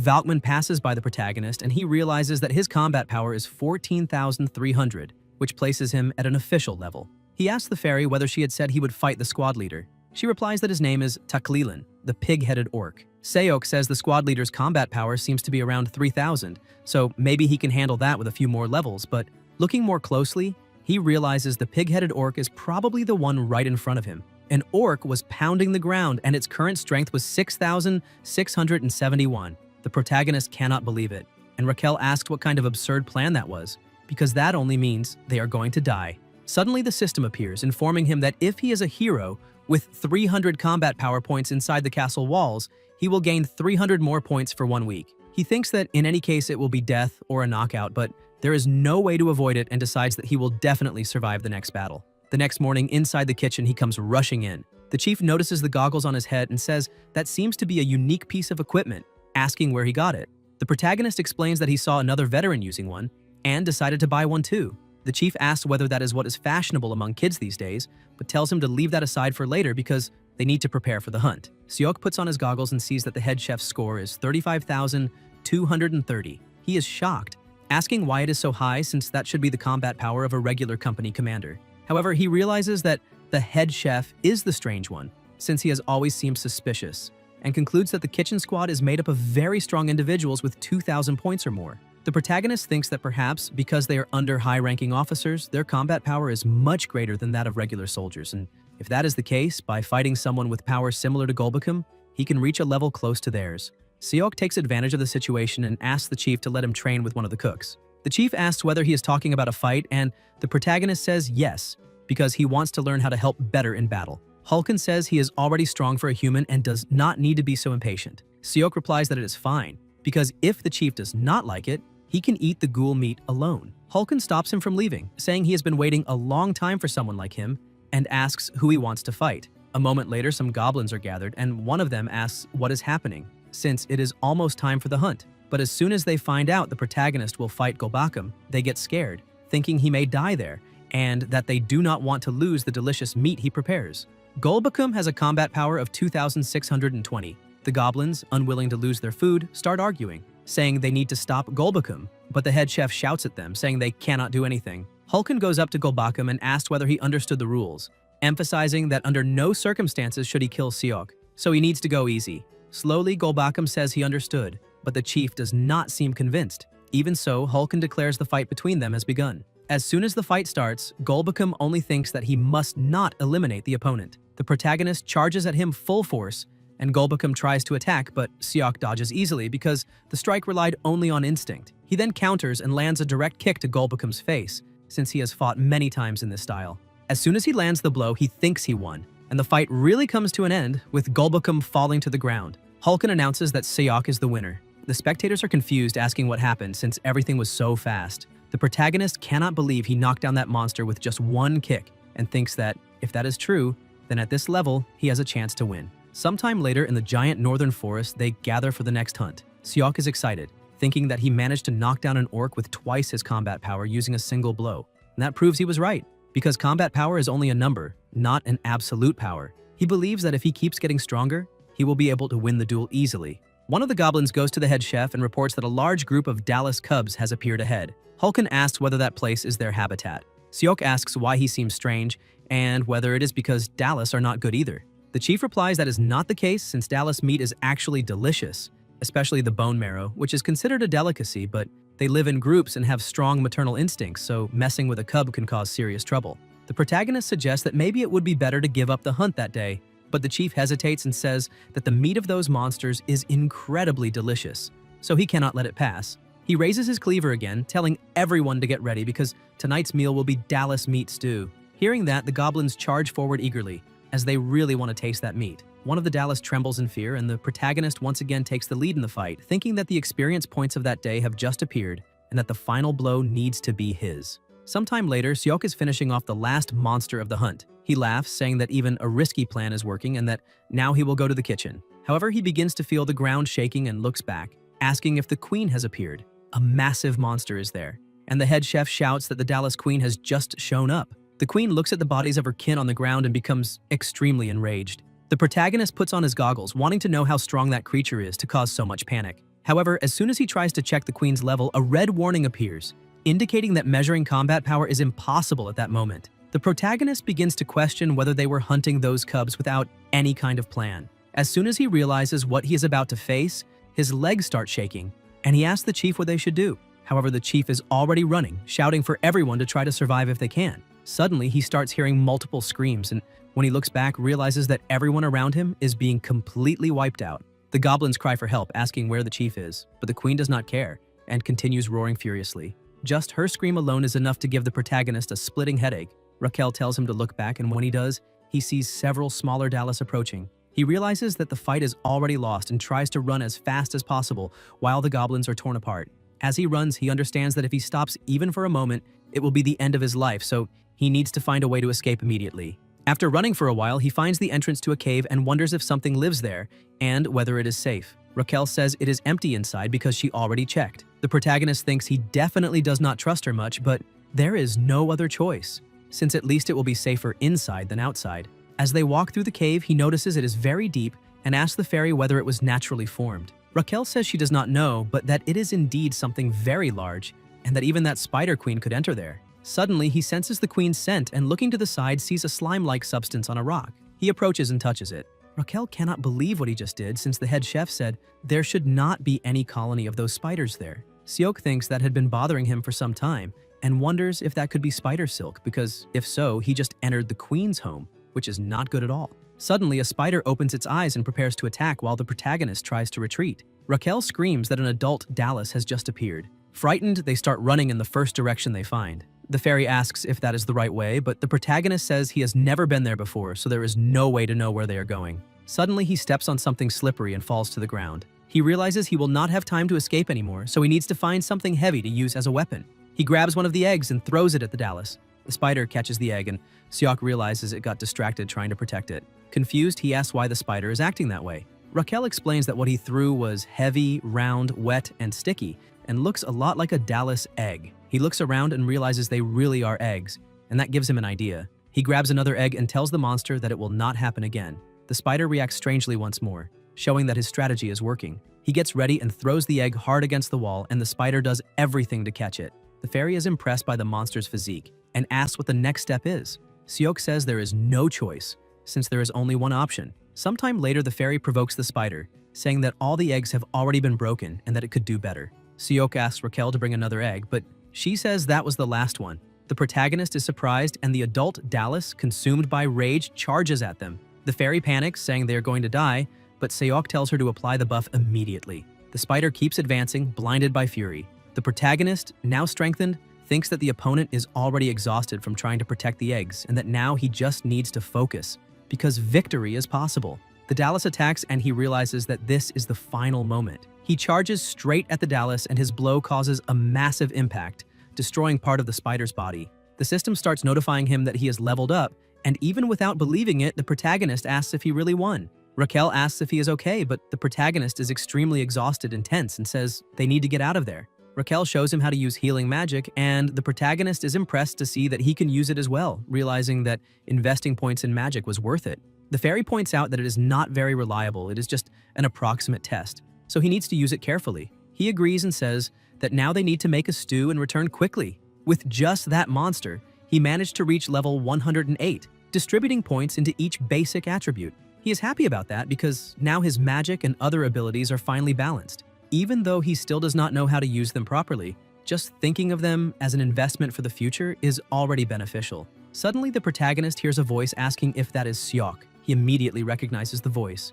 The head chef appears beside him, laughing because he cannot believe a human is still alive. Seok asks the chief why he also ended up there. Hulken explains that he found that cave while running away and decided to enter, which shows that both of them were very lucky. But Seok says that is a Dallas nest. Hulken is surprised and asks if those things on the ground are eggs, and the protagonist confirms, saying that is a Dallas incubator. The chief's eyes shine and he grabs one egg because that is a delicacy that only high-ranking officers could dream of tasting, and now it is right in front of him. The protagonist yells at the chief, telling him to stop that because they need to get out of there immediately. Hulken grabs one of the eggs and says that those who were chasing him have already entered the nest and that, besides, the protagonist would need to be at least a division commander to capture the Dallas Queen. So he intends to enjoy his last meal. While they talk, they begin to hear voices coming from the cave. Some goblins appear, saying even the chief is there. Hulken comments that those are the survivors and that they are lucky to be able to have one last meal. Hearing that, the protagonist starts to panic, wondering if that really will be his last meal. However, he gets irritated and thinks that he will never allow that to happen, since he has not even received a proposal from his future wife yet. Determined, he says that this time he will escape, even if he has to turn the world upside down. Meanwhile, in the commander's office, Raidrun arrives to speak with her. The commander says he is always very rigid and asks if he completed the mission that had been assigned to him. Raidrun replies that he did, and explains that he managed to capture the next Saint Knuckle of the Sacred Empire as she had requested. Hemis is extremely pleased, saying he is truly incredible and that this was expected, since he managed to defeat that fanatic group in just 3 weeks. Raidrun thanks her, saying that is too much praise while she pats his head. Suddenly, someone knocks urgently on the door. She asks what is happening since everything was going very well. A goblin arrives with urgent news and explains that the cook soldiers went out to gather ingredients and suffered an accident. Hemis says that is nothing unusual since it happens every day and asks why he is making such a fuss. The goblin replies that this time the situation is far more serious because the Dallas Queen appeared suddenly. Most of the cook soldiers, including the head chef, are dead or missing. Raidrun and Hemis are shocked by the news. The commander asks about the protagonist and the goblin says he is also missing. Hearing that, Raidrun completely changes his demeanor and asks again if he is really missing. Meanwhile, inside the queen's nest, the goblins argue and wait for death, while the head chef tells them to enjoy it while they are still alive because soon they will meet in Valhalla. Seok hits the chief with a book and Hulken asks what is going on. The protagonist explains that the chief seemed to be under some strange spell, so he tried to wake him up with his secret weapon. It is an encyclopedia of magical beasts, Apparently useless but extremely valuable, containing almost all information about their abilities, and it cost 50 points. He reads that spider-type magical beasts live in groups and have particularly tough legs, but to defeat a Dallas, it is necessary to attack its relatively weak body, especially the head. Their body fluid is highly flammable and their eggs are as explosive as bombs.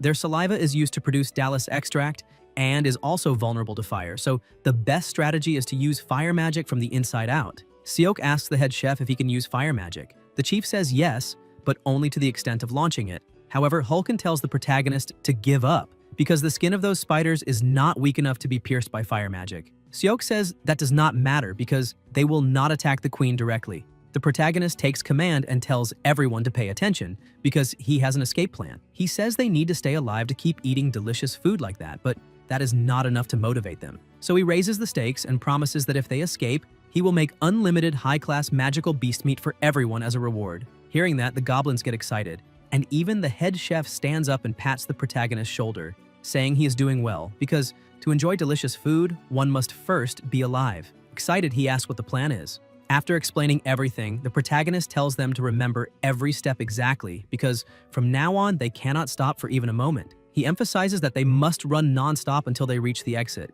With everything set, the group moves toward the exit and encounters a swarm ahead. Seok grabs an egg and tells Hulken to set it on fire. As soon as the egg ignites, he throws it into the middle of the swarm, causing a huge explosion. But the Dallas keep advancing, and Raquel warns that they are being cornered. The protagonist explains that if the eggs catch fire and collapse, everything will be destroyed. The previous explosion creates a distraction, as the spiders stop to try to protect the eggs, allowing the group to advance, triggering new explosions to push the swarm back. Shortly after, only one egg remains, so he needs to find the exit before using it. The fairy points ahead, saying there is light. Seok narrowly dodges an attack and thinks he just needs to hold on a little longer. After some time, they manage to shake off the spiders and the protagonist celebrates, saying they will finally escape alive. However, at the exit, the queen is waiting. From deep inside the cave, the screams of the other spiders echo. The protagonist holds the last egg while the queen, completely furious, stares at the group. The head chef comments that the queen has returned and asks if that is the end. The protagonist focuses and realizes that does not mean the end, because the queen did not attack even after seeing them, and the reason is clear. He tears part of his shirt and tells Hulken to set the cloth on fire. With the burning cloth near the egg, he shows it to the queen and says that is one of the last remaining eggs, and if it explodes there, everyone will die because the cave will collapse and destroy all remaining offspring. He orders the queen to back off, otherwise they will all be buried together. However, the queen is consumed by rage and cannot think clearly. He tries to keep convincing her, but she slams the ground and lets out a terrifying roar. Accidentally, the fire falls onto the egg and Raquel panics, asking what to do. Seok throws the egg behind him, saying he does not know either.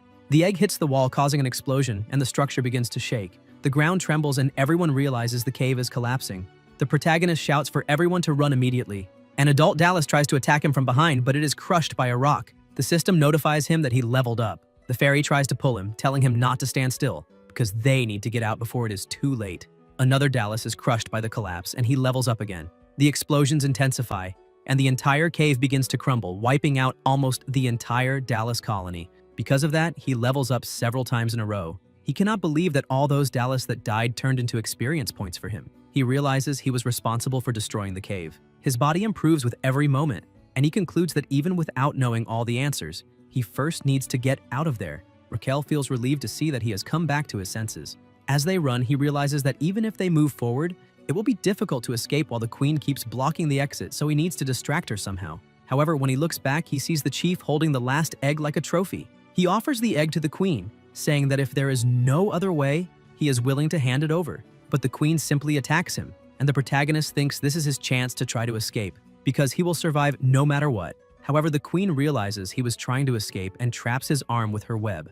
Desperate, he starts wondering if that really is the end, but someone manages to block the queen's attack. Raidrun appears at the last second and asks if Seok is okay. The protagonist is surprised to see him there. Raidrun, with a relieved smile, says he always believed he would be alive, but now he will take care of the rest. With devastating power, he starts burning the queen, releasing more and more strength. Seok is amazed by what he sees. Finally, the queen is defeated. Out of a total of 105 cooks from the Demon King's army, only 6 survived. The remaining 99, including the head chef, were eliminated or are missing. Sometime later in the Bobo room, the dog runs to the protagonist and starts licking him. Seok laughs and says he really almost died just to live through that story. Even Raquel, who had been desperate, spent the entire time wondering what would happen, but thanks to that idiot, she managed to return safely. Seok tells her to enjoy the moment because she might really die soon. She is shocked and asks why he said that.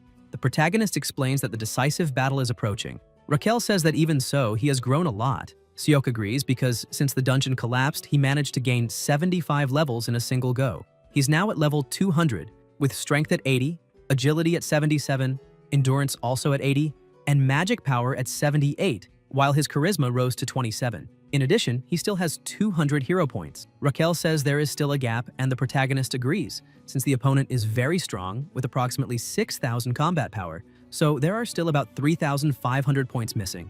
The fairy says she will do a surprise test and asks what would happen if he reached 6,000 combat power, since maybe by leveling up, he could also acquire that monstrous strength like the orc. The protagonist disagrees, saying he does not think that happens just by leveling up. She says he is right because that kind of power is not just raw strength, it involves magical power, so to face him, he has no choice but to use magic in the end. He takes a deep breath and says it is easy to say what needs to be done, but asks whether that will just happen whenever he wants.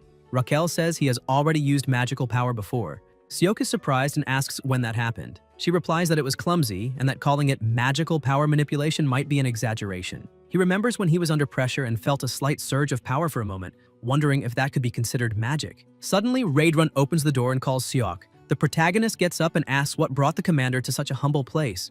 Raidrun tells him to come along because they are going to see the commander together. In the office, Hemis asks Raidrun what that means and whether the reason for the visit is really a personal request. Raidrun asks for permission to personally train the protagonist in combat. Hemis asks why he wants to do that and why she should allow it. Raidrun explains that although the orc Kirkeen is a squad leader, he confirmed that his abilities are comparable to those of a vice company commander, and if things continue like this, the protagonist will certainly lose.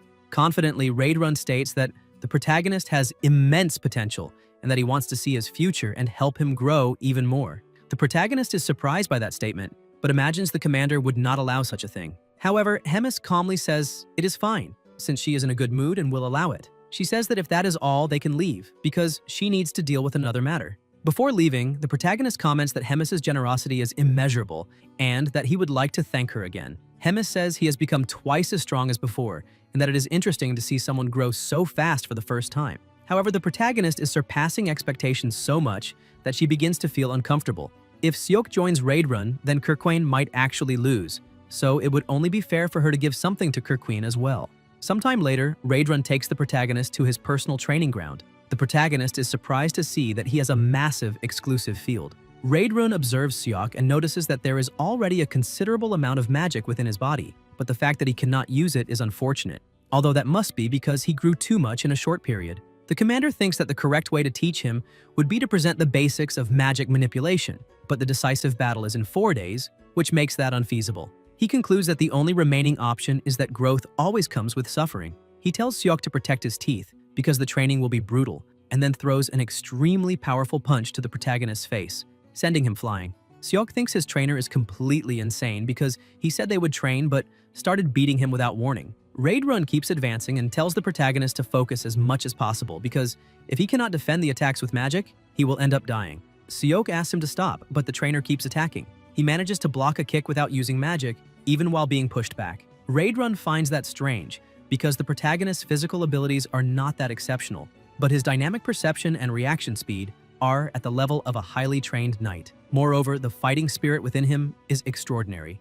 Raidrun remembers the first time they met when the protagonist managed to land a blow on his face, something that did not happen by chance. Seok's combat sense is surprisingly refined. At that moment, he decides to trust that instinct. The commander reveals that he made a bet with the Legion commander, stating that without magic, the protagonist will never be able to win, and that instead of being humiliated in front of everyone, he would rather everything end there. Seok takes another powerful hit and realizes that if he takes one more like that, he will certainly die. He begins to think that both in his past life and in this one, he never managed to get married, love, or even have children. Raidrun advances again, and the protagonist, tired of being beaten, prepares to counterattack, determined to fight until the end, whether for death or glory. His fists begin to be wrapped in an incredibly powerful energy, and his attack causes a massive explosion on the ground. When the dust settles, Raquel runs to him, who is lying on the ground, and shouts his name. Raidrun also approaches and says he finally managed to manipulate magic. Seok raises his hand and thanks him, saying that the heavens finally answered his call.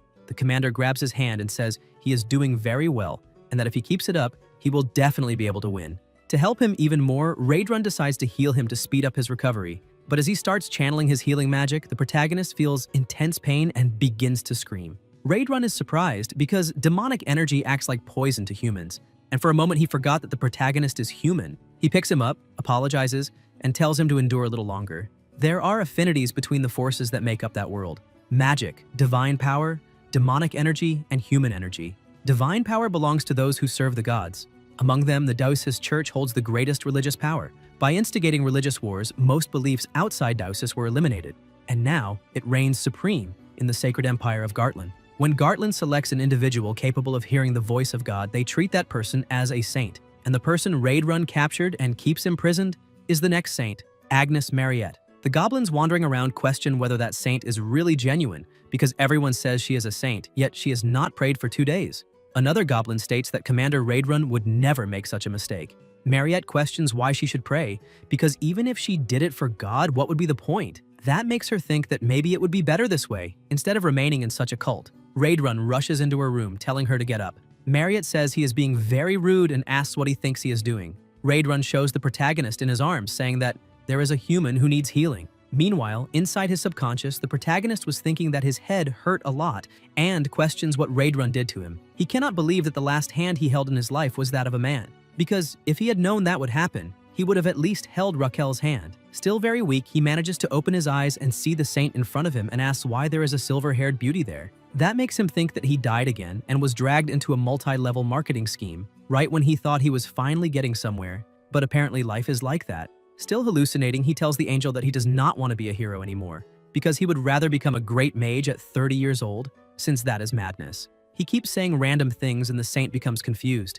The protagonist says he has one last request before reincarnating because if Raquel is planning to make him a hero again, he would like to ask the angel to marry him in advance this time. Suddenly, he hears a voice saying that he is the weakest and wakes up startled. Raidrun had been by his side the whole time and is surprised to see that his disciple has finally woken up. He hugs the protagonist, thinking he was going to lose his friend. Seok was also completely lost in that confusion because he thought he had died. He realizes that the woman beside him is the saint and is a real person, which makes him even more embarrassed seeing that he said all of that in front of her. Raidrun asks the saint if the protagonist is fully stabilized, and she says it is not quite like that because as he can feel, the demonic energy is not leaving his body, so she does not know what will happen after that.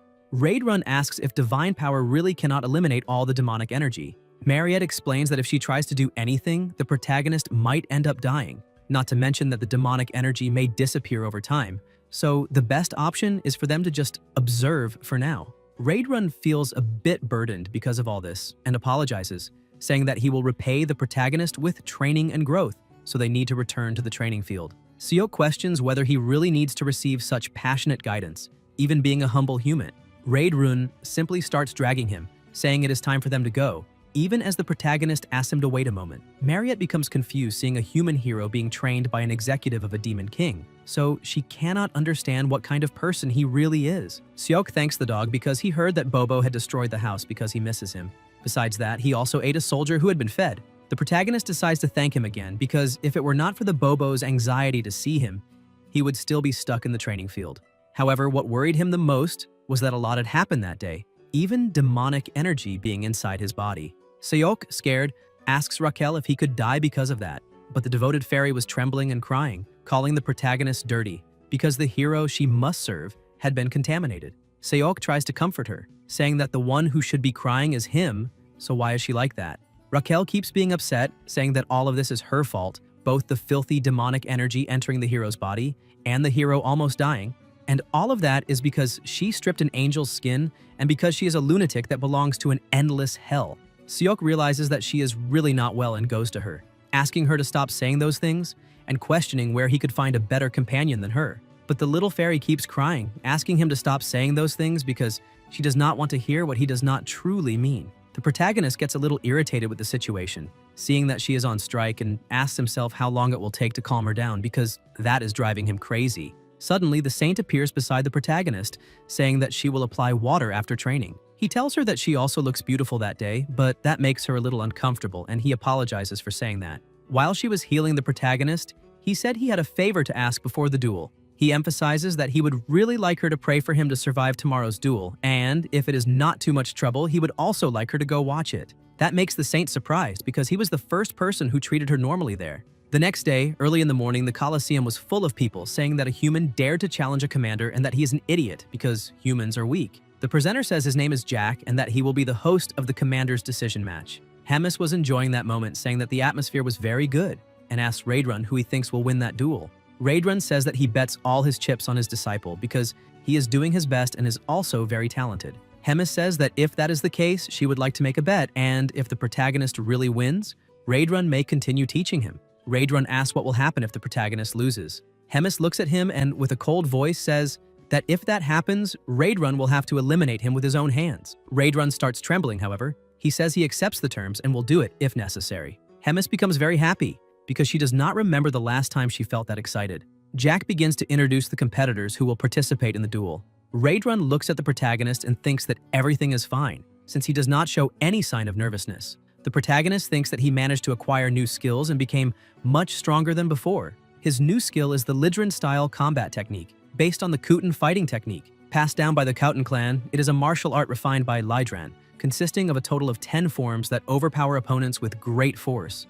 Seok remains confident, thinking that even if his proficiency and skills is a bit low, somehow he has to manage. So no matter what happens, he will win that duel, and after that he will go meet the silver-haired saint. Raquel appears beside him, shouting that he finally returned. The presenter introduces the competitor, Kurukwan. The devoted fairy becomes frightened upon seeing her hero's opponent. The protagonist is also surprised, seeing that his opponent looks very different from last time. Raidrun also realizes that that appearance is wrong, but Hemis tells him not to give up on the bet.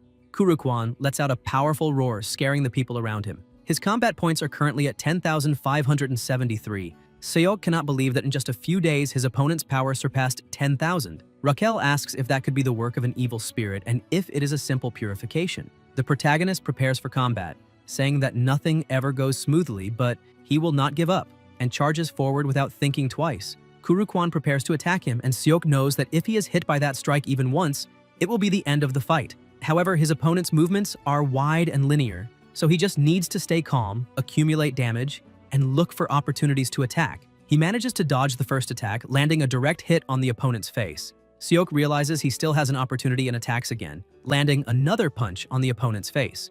Kurukwan remains standing and unmoving, which surprises the protagonist, seeing that his opponent took 2 direct hits and is still fine. Kurukwan takes advantage of the short distance and tries to attack. The protagonist realizes he will not be able to dodge the blow and tries to protect himself with his arm, but with just that attack, his arm is already broken. He looks at the opponent and realizes that he seems fine. However, his movements are still easy to read. Besides that, in his previous life, he faced fights more difficult than that one. He thinks that he needs to control his fear and remember the teachings from that day. He needs to apply battle aura to his technique, because that is how he can split the ground and break stones with just one punch.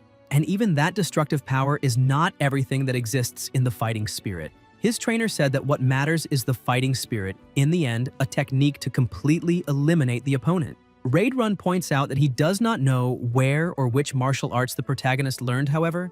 In that state, he would never be able to defeat Kurukwan, since he does not possess killing intent, so his strikes are never strong enough, and an attack without the will to kill the enemy is, in the end, just indifferent. Kurukwan keeps advancing while the protagonist remembers every word of his master. What matters is the opponent in front of his eyes and the mindset of wanting to kill. Seok focuses to the maximum and advances with his superior speed and sharper battle instinct, managing to land a direct blow on his opponent's abdomen, causing a great impact. That is Seok's combat technique. The pressure released by the energy begins to take over the arena.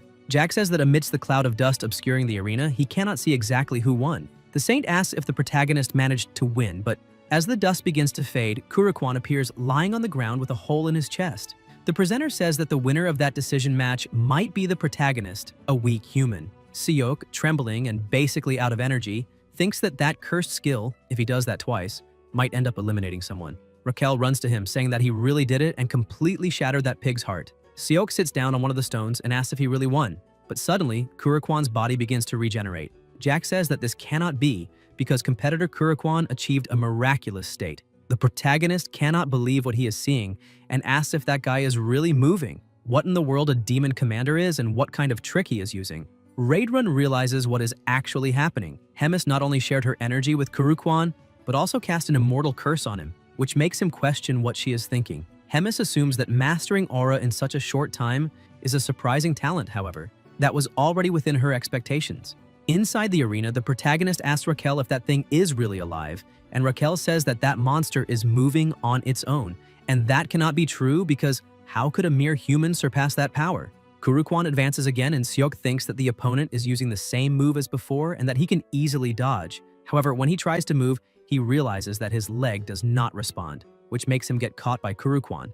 Before taking the hit, he grabs Kurukwan's arm, saying that he must die in silence, and tries to break his arm, but Kurukwan's energy is even stronger. The protagonist realizes he will not be able to do anything before taking the hit and ends up being thrown away. As soon as he hits the wall, he feels something very strange and thinks that this is similar to when he died before. The sensation of Wen's energy being... Suddenly, he hears someone telling him to get up. He looks up and realizes that the saint was talking to him. He asks if she really thinks he can win, and in his thoughts, she answers yes, because he cannot give up there. Seok gathers his strength, and even with his body completely injured and in pain, thinks that even if he were to die, he cannot look pathetic in front of a woman he likes. Because of his willpower, he begins to release an extremely intense aura around him, saying that if the opponent is going to break his arms and legs like armor, he starts moving, and the system says that the mana mastery operation increased from level F to level E, and from level E to level D. As he jumps to attack, he shouts, inviting the saint to go on a date with him. He lands a blow on Kurukwan's head, telling him not to get up anymore.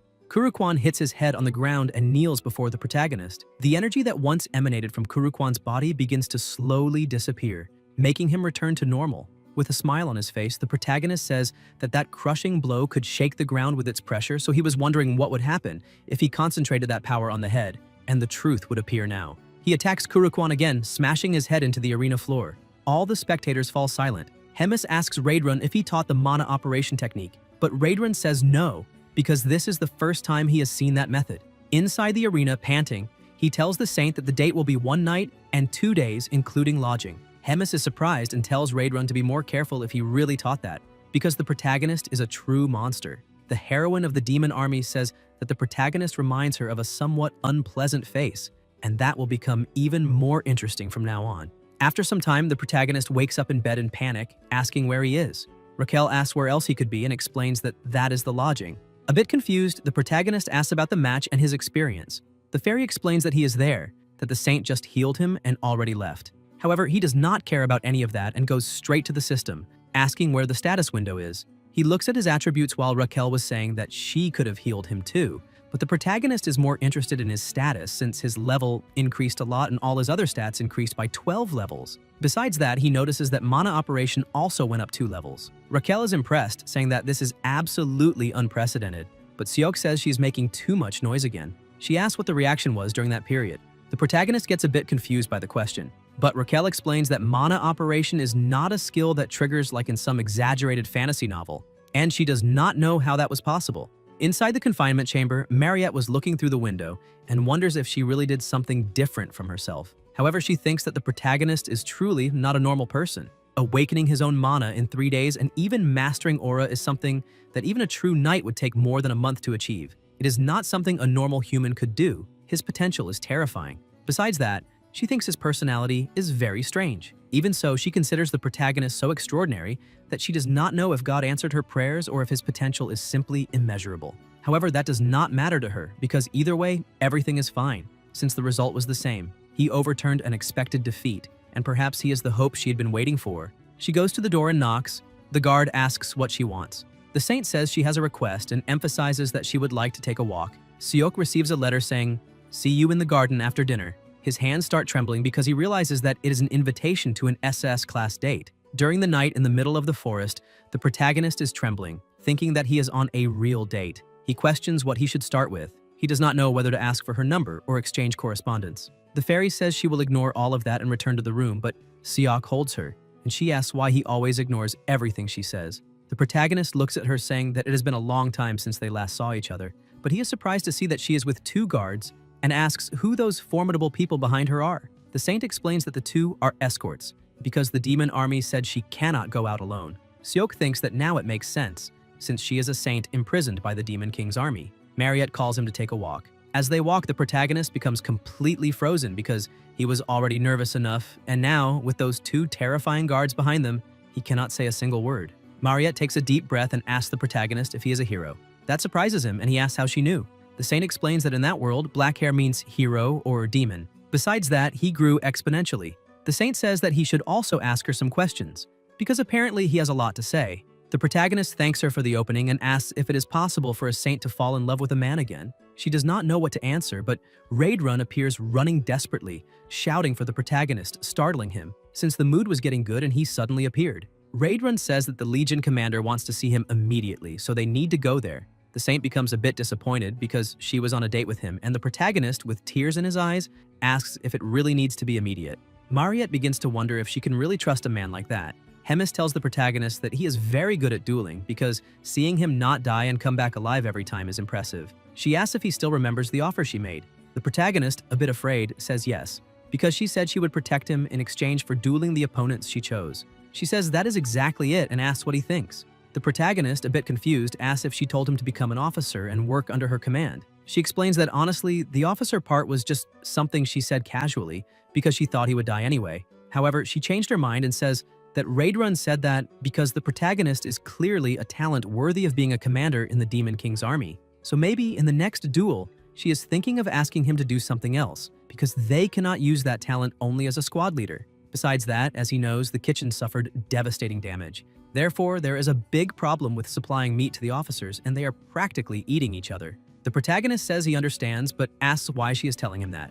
Hemis explains that from that moment on, he is the company commander, and to be more precise, he will become the commander of the culinary company. She emphasizes that he can recruit as many cooks as he wants, and that the day after tomorrow, the kitchen will be functioning normally just as she predicted. She asks if he can do that. The protagonist becomes even more frightened and says he will do his best, but wonders if this is really the only way to stay alive. After some time, elsewhere, Raquel was completely irritated with that situation, saying that the protagonist is a hero who has now become a company commander in the Demon King's army, and asks if he is now happy and feeling important since he was promoted. Seok tells her that he feels great because either way, she is still very naive. He puts on his glasses and says that now he must begin his work as a company commander. As soon as he enters the kitchen, he asks Smigol what Mommy is doing right now. Smigol looks at him and asks which mommy he is talking about because apparently the meat-grilling slave has finally gone crazy. Seok gets irritated at being called a slave and says Smigol is wrong because from now on they need to call him company commander, and he kicks Smigol.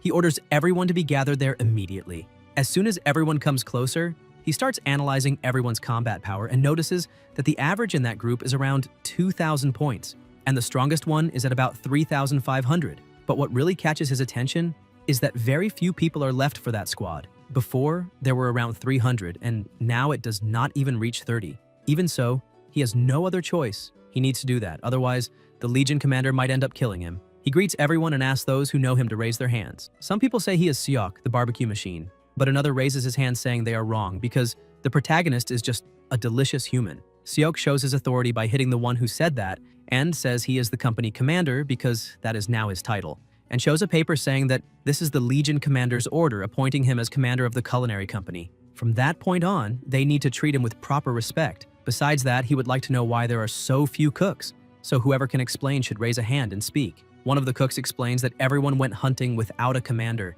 and ended up being wiped out by demonic beasts.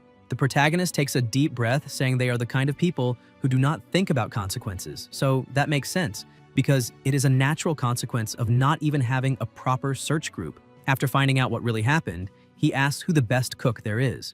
Everyone says it is Galchul, better known as Smigol. The protagonist points out that if he is the best cook, then he will become the assistant company commander and asks if anyone has any objection. Everyone says no and agrees with him, since they saw what happened to the first one who made a joke. He sits on a bench and starts thinking that the minimum number of people needed for a kitchen is around 200 or more, and gathering that many people in a single day will be very complicated, but apparently there is only one path. He calls Bobo to solve the situation. Raquel asks if he is really going to threaten everyone by using Bobo as leverage, and the protagonist explains that this is Plan B, because there is only one condition for choosing a cook, someone easy to replace and who will never be able to challenge him. While looking around, he finds an easy target with around 1,931 combat points and attacks him, calling him Duperge and telling him to join the kitchen. But the goblin gets angry, saying the protagonist is just an insolent human who has gone crazy, so he will be eliminated right then. However, Seok lands another blow, telling him not to talk like that. He points out to the goblin that he is the first recruit of the day and asks if he knows what that means. The protagonist explains that the military is all about seniority and hazing, so if he agrees to join now, there will be few people above him. And then he just needs to bring other easy targets so they will be mistaken for him instead. The goblin asks if it can be only 3 easy targets, but the protagonist tells him to bring his friends and says 5 will already be enough, because in the future, when others are hit 10 times, his will be reduced to only 1. Somewhere else, the monster was eating a piece of meat and said that this is very peaceful and that this elegant meal is truly proof of peace. That is the captain of the Demon Lord's army of the 3rd Corps, 3rd Direct Unit called Doris. One of his subordinates opens the door shouting that they have an emergency. Doris asks what all that fuss is about and says it is not elegant. The subordinate explains that a large number of members of their battalion were assigned away. Doris asks if it is desertion because they are a bunch of useless guys who do nothing but serve him. The subordinate explains that is not the case because all of them were recruited as cooks. The commander says he heard that the new head of the kitchen is a human valued by Hemis. Doris tells his subordinate to tell them to be more careful next time and they will let it slide. The subordinate keeps insisting, saying that this is not something they can simply ignore because the number of soldiers taken as cooks has already reached 200.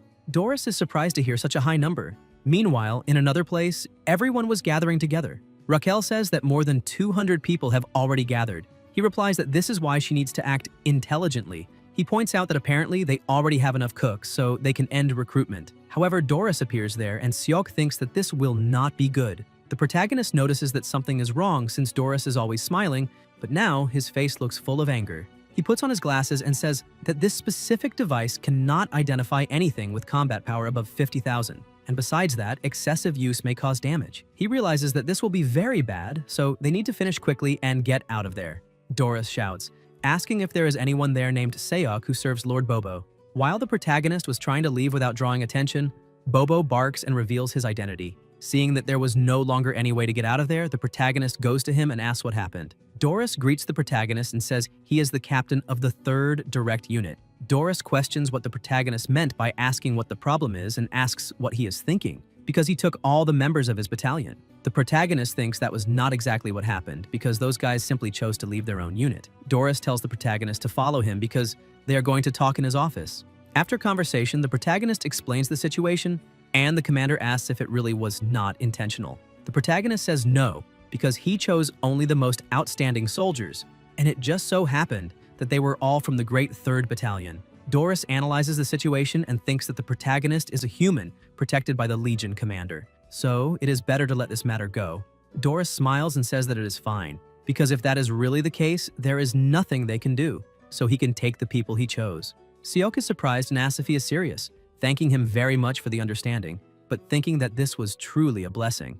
Doris points out that he has one condition, and the protagonist already starts feeling that something is wrong. Doris says that the protagonist is already taking a large number of people, so he would like him to take one more person from his battalion. Seok is surprised by that and thinks that this definitely smells bad.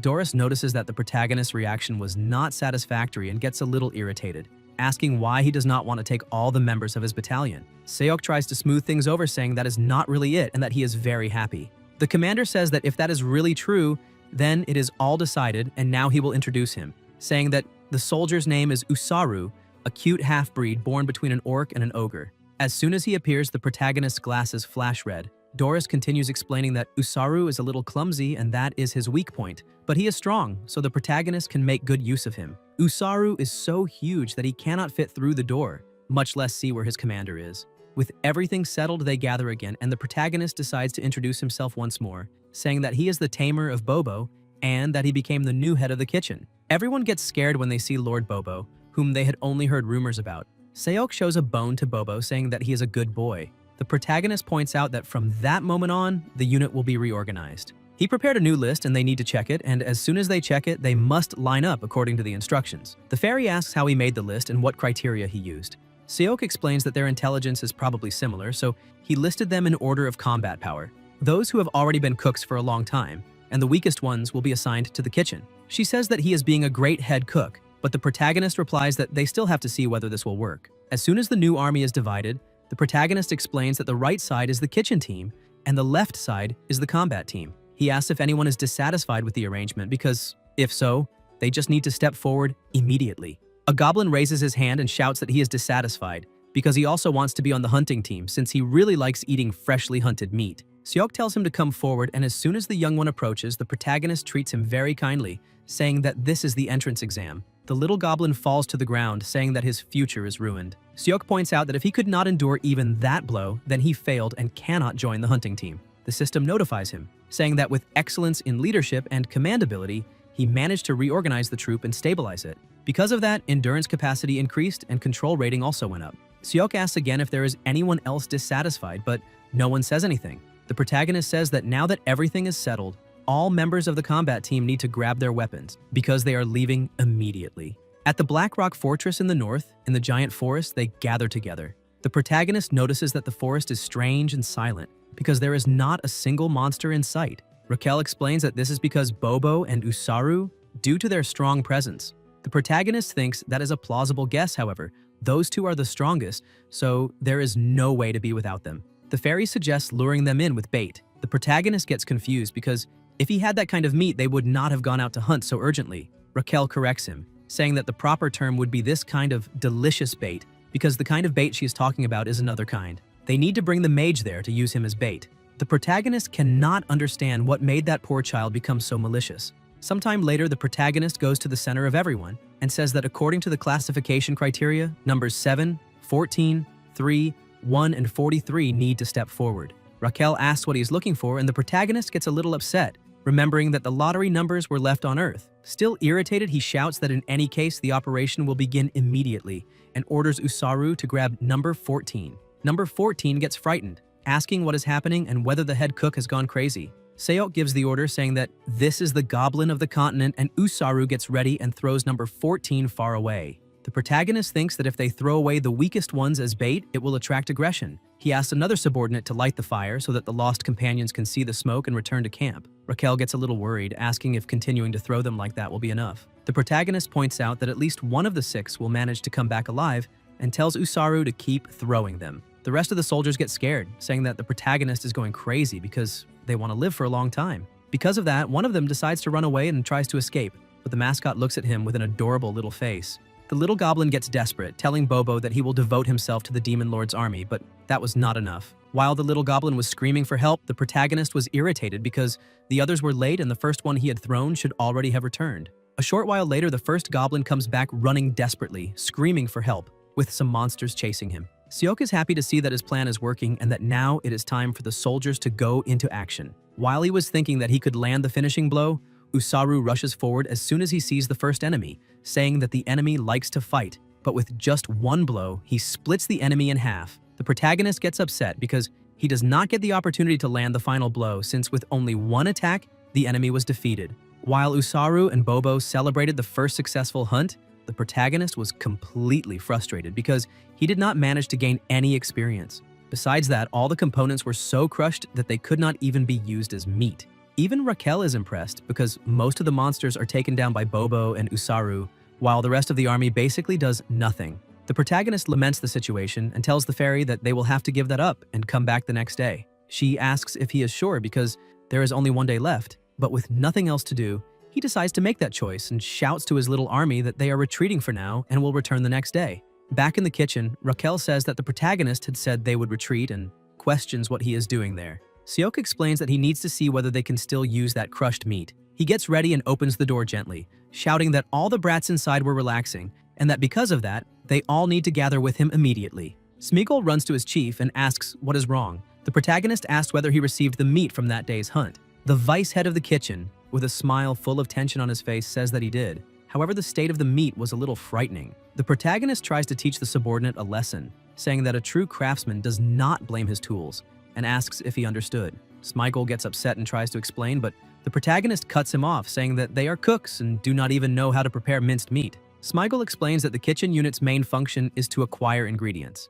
Unless they are a commander's personal cooks, they cannot even dream of cooking anything beyond boiling. The protagonist says that apparently he is going through a difficult situation and that he understands. Smeagol runs back to the kitchen, telling everyone below his level to light the firewood immediately. The protagonist starts reflecting on what his subordinate had said, realizing that apparently everyone under the commander's command eats that tasteless food. He gets excited because if he plays his cards right, things may happen even more easily than expected. After that, he goes to the saint's room and knocks on the door saying that he is outside. She tells him to come in. The protagonist opens the door, a little embarrassed, and greets her, saying that it was nothing much. Raquel comments that apparently he had no intentions at all. He takes his new creation and asks whether she would like to try an appetizer before the meal. He explains that thanks to her support, he managed to win the final match and, as proof of gratitude, he wanted to invite her to a meal. She thanks him and says that she will try a little. Before eating, she picks up a piece of meat and smells it, thinking that this aroma is truly wonderful and wonders if she can expect great surprises. But as soon as she tastes it, she becomes completely enchanted because it is delicious, even tastier than the food she'd eaten at the castle. That dish has a surprising depth of flavor. Without thinking twice, she keeps eating until she completely finishes the meal. The protagonist is happy and says that since she ate everything, she probably liked it. She gets a little embarrassed and he changes the subject, saying that if she has already finished eating and is satisfied, he will leave. Marriott asks what he plans to do when he gets out of that place. He asks if she is referring to marriage. She gets a little embarrassed but says that she will also return to Earth. Seok says that actually there are other things he also wants to do, but what he really wants to know is what she would like to do when she gets out of there. With a sad look, she replies that if she ever manages to get out, she does not want to do anything. The Holy Empire, where the saint came from, is a theocratic nation governed by the pontiff of the Church of Dosis. One of the subordinates informs the pontiff that they managed to locate the next saint, Marriott. He says that he heard the saint is imprisoned in Black Rock Fortress, where the eccentric glutton resides. The pontiff questions how the next saint could end up in such a deep place. Besides that, he asks whether there has been any contact from the Demon Lord's army. The subordinate says no, that they imprisoned the next saint without any demands at all, which makes him question what they are plotting. The pontiff explains that in the history of the war between humans and demons, the moment when humans captured Black Rock Fortress was almost unimaginable. That happened while Hemis was absent for some time. Therefore, facing them head-on now would be imprudent. He asks the subordinate to secretly send a rescue team. Besides that, they need to summon the hero Oswald. Guys, if you enjoyed the video, leave a like, comment, and subscribe to the channel so you don't miss new content. Thank you.